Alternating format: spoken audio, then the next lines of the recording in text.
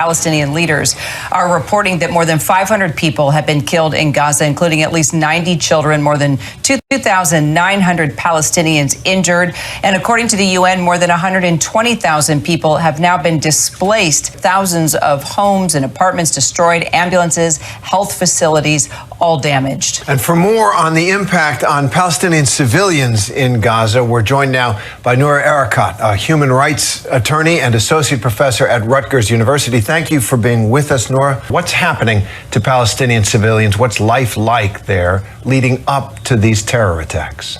I appreciate the concern for the Palestinians who are held hostage in the Gaza Strip in an open-air prison. What these Palestinians have done is nothing more than to exist.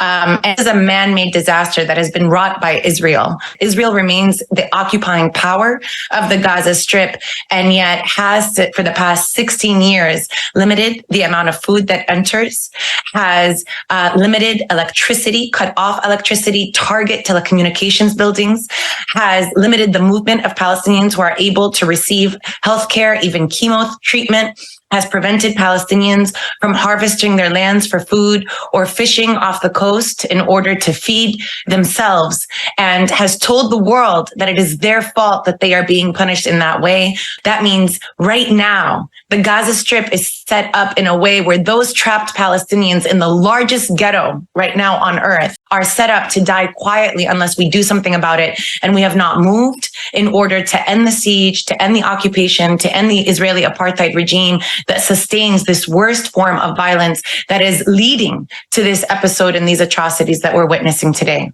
My reaction to the events that have transpired is I'm surprised that it took so long. And this is not in praise of Hamas. I'm not a supporter of Hamas. I oppose Hamas. But the thing that really depresses me is that the people of Palestine actually have faith that they are being considered human beings, that they are being they are respected by the international community. There is no chance the international community is going to ride to your rescue. There's no chance of any opinion changing. Americans and Europeans are being fed a steady diet of antiseptic, distant shots of buildings falling in seemingly controlled fashion. They are not seeing what's buried under the rubble. They are not looking at the dead children, the crying mothers. The humanity of Palestinians is not a topic of conversation. Noura, which leads me to my next question. These attacks by Hamas are an absolute atrocity, but this type of violence and deadly force is not what all Palestinians support. I think it's crucial to point that out. So why don't the Palestinians, and there have been Palestinians who have protested peacefully in the past, why is that voice not louder? Why does that voice not have more influence here? I think she's asking that question because she legitimately doesn't know that Israel shoots peaceful protesters. I would ask your producers, and I would ask other mainstream media producers why they don't amplify those voices much more. The history of Palestinian nonviolent movement is robust and far greater than any of these episodes, and yet it doesn't get the same amount of attention. In 2018, Palestinian youth in Gaza organized the largest civil society protest. 20 to 40,000 Palestinians marched peacefully every single week in the Great March of Return, demanding the right to return to their homelands and an end of the siege. They were shot down like birds by Israeli snipers.